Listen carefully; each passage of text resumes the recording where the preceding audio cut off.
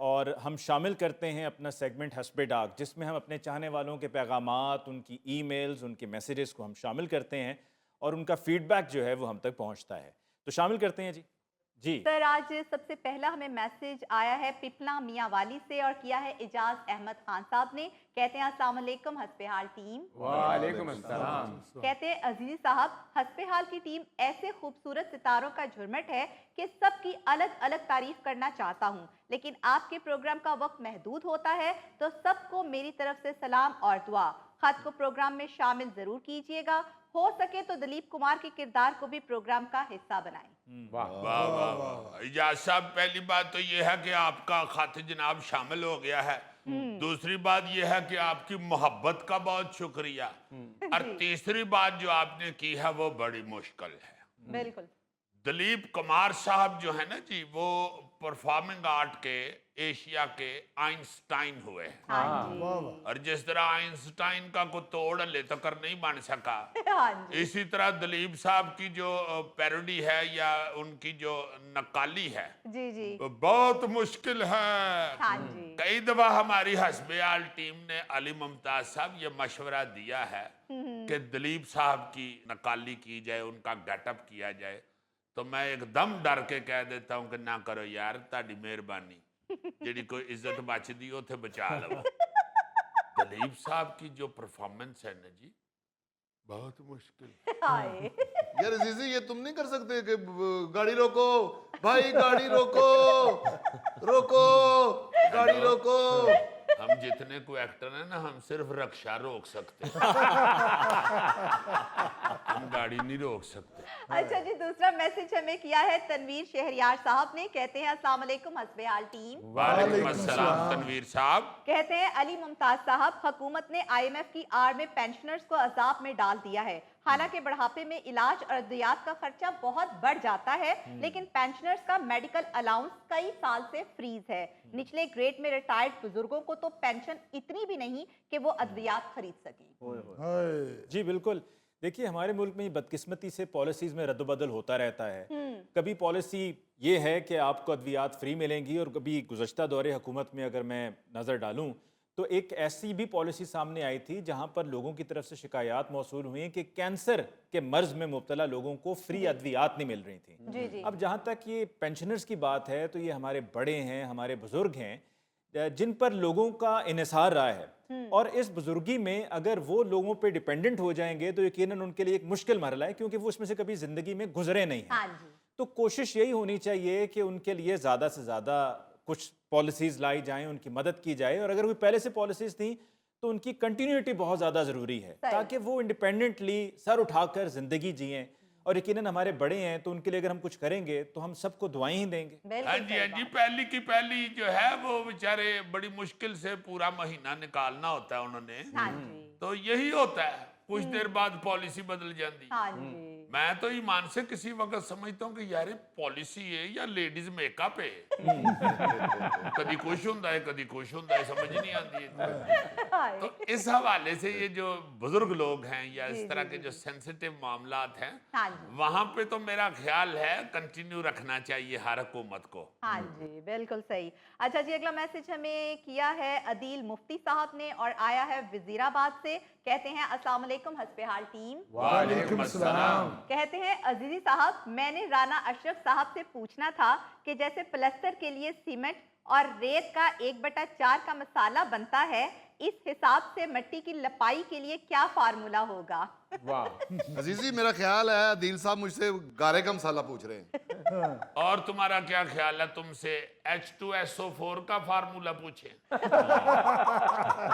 عدیل صاحب گارے کا مسالہ بنانا کوئی اتنا مشکل نہیں ہے، کوئی جادو نہیں ہے. ایسا ہے کہ آپ مٹی میں پانی ڈالیں اور اس کا لتاڑا شروع کر دیں.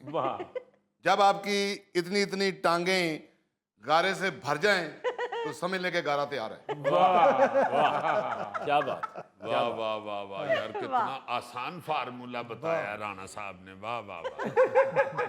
اچھا جی، اگلا میسج ہمیں کیا ہے عمیر وقاص صاحب نے. کہتے ہیں السلام علیکم حسب حال ٹیم. وعلیکم السلام. کہتے ہیں علی ممتاز صاحب کا اعتماد اور بولنے کا انداز بہت اچھا ہے، ان کی شمولیت پروگرام کو مزید بہتر بنا دے گی.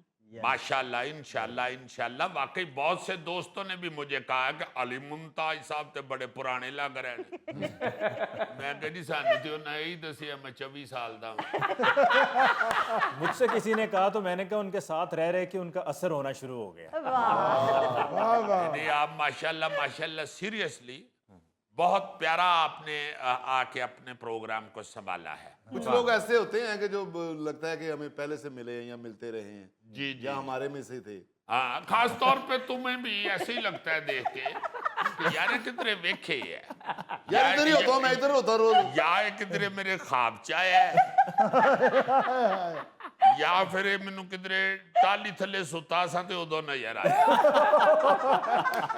अली साहब आप बात करें, बात लंबी हो जाएगी। नहीं नहीं, बात तो खत्म कर दी उन्होंने सब कहकर। अजीजी साहब, ऐसे लोगों के बारे में सियाने कहते हैं ना, वो आया और छा गया। बड़ी मेहरबानी गोगा जी। और मैं ये सोच रहा हूँ कि माशाल्लाह जो आपने अभी मेरे लिए कहा है, तो कल का आपका खाना मेरी तरफ से। 3 महीने की तनख्वाह जानी जे। अच्छा जी, अगला मैसेज हमें आया है कराची से और किया है मरियम सरफराज साहिबा ने।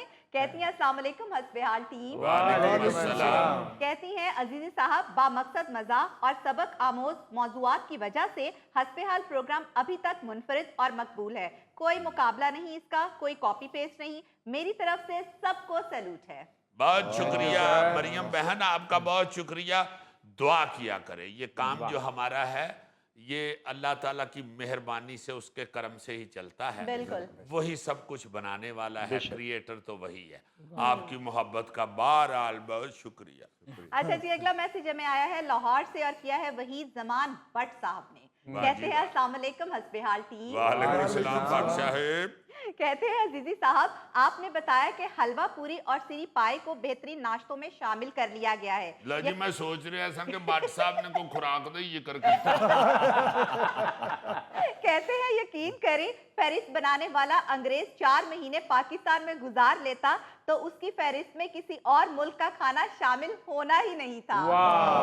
अरे वाह, नहीं ये जो फरिश्त बनाई है ना जिस अंग्रेज ने, उसको मैं राब्ता करके कहता हूँ कि इत्थे आके ना ते अपना शनाख्ती कार्ड बनवा डेविड भट्ट दे नाम तो। अच्छा जी, अगला मैसेज हमें आया है उकाड़ा से और किया है इशफाक राना साहब ने। कहते हैं अस्सलाम वालेकुम हस्बेहाल टीम। वालेकुम सलाम जी। कहते हैं प्लीज किसानों की मौजूदा सूरत हाल पर जरूर आवाज उठाएं। हुकूमत किसानों को माफिया कह रही है और किसान भिंडी, टमाटर और बैंगन की फसलें मुनासिब रेट पर ना मिलने की वजह से नहरों में बहा रहे हैं, जानवरों को खिला रहे हैं और कोई पुरसाने हाल नहीं है। अच्छा, ये इस हवाले से तो वाकई बहुत बुरी हालत है। जी जी सर। अच्छा अली साहब, आप माशाल्लाह पढ़े लिखे आदमी हैं, आपकी नज़र भी है बकायदा ये न्यूज़ मीडिया के ऊपर गहरी। मैं ये सोचता हूँ कि यार दूसरे मुल्कों में प्लान किया जाता है गवर्नमेंट की तरफ से। हाँ जी। अब एक एक बंदा अकेला अकेला तो ये नहीं ना सारे मुल्क का रिसर्च कर सकता कि इस वक्त किस चीज की जरूरत है।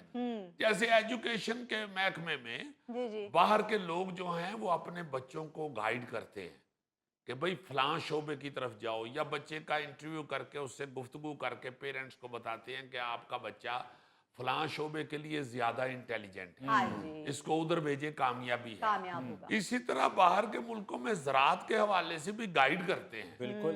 यहाँ भी मैंने सुना था एक दफा के ज़रई यूनिवर्सिटी फैसलाबाद वालों ने ना जी अपने स्टूडेंट्स को ये मेरा ख्याल है कोई ऐसी असाइनमेंट दी थी जी जी कि जी। मुख्तलिफ किसानों के पास जाएं और उनके ज़मीन की मट्टी जो है उसको टेस्ट करके उनको बताएं कि आपकी मट्टी जो है ये किस फसल के लिए ज्यादा अच्छी है, जी। या आपकी मट्टी को किस खाद की जरूरत है, किस केमिकल की जरूरत है, किन अद्वियात की जरूरत है। अच्छा। तो वो जो मेरा ख्याल है खबर थी वो बेचारी वो थी किधरे दम तोड़ गई है, फौत हो गई है। ऐसी प्लानिंग खुदा के वास्ते इन लोगों को हुकूमतों को करनी चाहिए। जैसे नंदीपुर की मिट्टी बड़ी पिच के लिए बड़ी, हाँ, क्रिकेट की पिच के लिए बड़ी मौजू, और बहुत सा यहाँ पे मट्टी में बहुत खजाने मौजूद हैं जी, बड़ा टैलेंट मौजूद है ज़राअत के अंदर, हमारे मुल्क के अंदर। सही। मगर ज्यादातर लोग चूंकि ज़राअत से जो जुड़े हुए हैं, मेहनत कश लोग, वो ऐसे पढ़े लिखे नहीं होते, उनके पास ऐसी अवेयरनेस नहीं होती। हाँ जी। तो गवर्नमेंट को चाहिए उनका साथ दें, उनको को एजुकेट करें, उनको अवेयरनेस दें। बिल्कुल नहीं, زراعت کے محکمے کی طرف سے بھی نا جی جواب وہی ہوتا ہے جو ہم اکثر کہتے ہیں بلکہ عزیزی یہاں پر ایک اور چیز میں اس کا اضافہ کرنا چاہوں گا کہ ہمارے ہاں کسی بھی ٹیلی ویژن چینل پر یا ہمارا سرکاری ٹی وی جو ہے اس پر کوئی پروگرام بھی ایسا نشر نہیں ہوتا جو ایک وقت تھا کہ جب ہوا کرتے تھے کہ لوگ وہاں سے دیکھ کر سیکھیں، ان کو پتہ چلے کہ اب دنیا میں کیا ہو رہا ہے، کہ مطلب دیہات میں رہنے والا شہر تو نہیں جا سکتا کہ جا کر کہیں پر کوئی کورس اٹینڈ کر رہا ہے، وہ کہے گا جی گھر پہ ہی بیٹھا ہوا میں اپنے ٹی وی پہ دیکھ لوں، تو اب وہ بھی نہیں ہوتا۔ ہاں جی ہاں چھوٹے ہوتے تو نظام الدین صاحب کا پروگرام وہ سارا زراعتی پروگرام ہی ہوتا تھا۔ جی بڑے زراعتی پروگرام ہوتے تھے، بلکہ ٹیلی ویژن کے اوپر کسانوں کو پتا چل جاتا تھا کہ کیڑی سنڈی وڈی ہے تے کیڑی نکی ہے۔ کسانوں نو کی سارے پاکستان نو سنڈیاں دیاں معلومات میں لگیاں ہن تے سنڈی آپ ہی کدھر زندگی گزار رہی ہے۔ ناظرین اس کے ساتھ ہی آج کے پروگرام حسب حال کا وقت ختم ہوا چاہتا ہے۔ اپنے میزبان علی ممتاز کو دیجیے اجازت، اللہ نگہبان۔